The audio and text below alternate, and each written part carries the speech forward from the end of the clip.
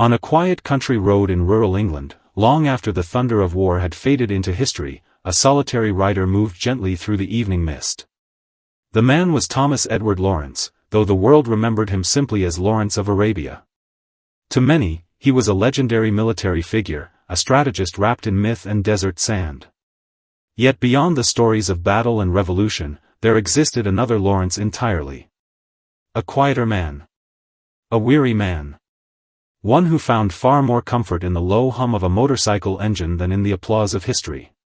Tonight, let us step away from the noise of heroism and enter the softer shadows of his later years. Let us follow the sound of a Brough Superior motorcycle echoing through narrow country lanes beneath grey English skies. And as the night deepens around you, allow this slow and melancholic journey to guide your thoughts towards stillness and rest. Lawrence never truly belonged to the world that celebrated him.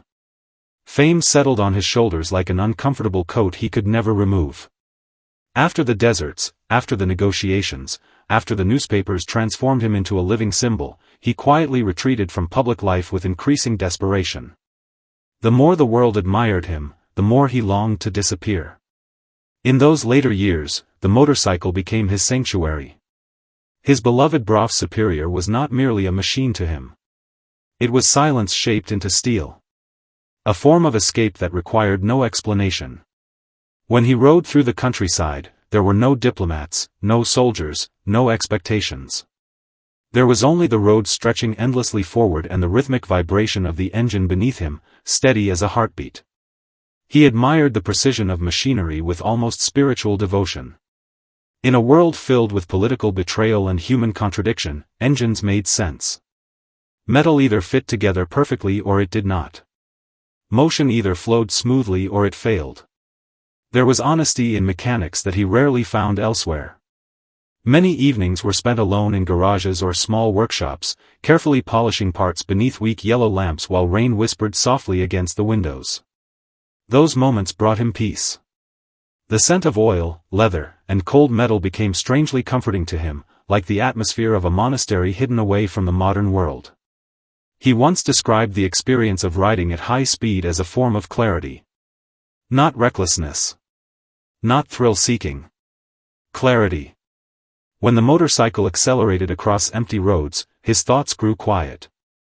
The burdens of memory loosened their grip.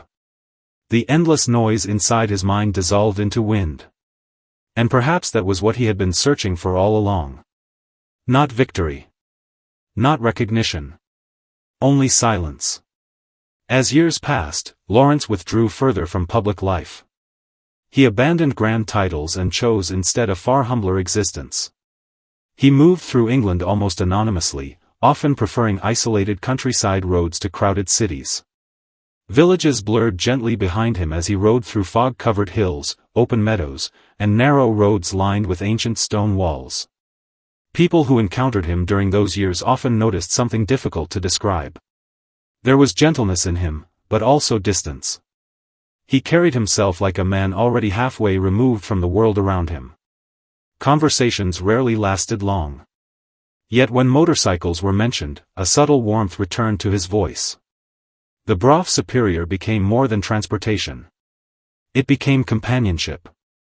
Late at night, after long rides beneath fading skies, he would sit quietly beside the cooling engine and listen to the small clicking sounds of contracting metal. To most people, they were meaningless noises.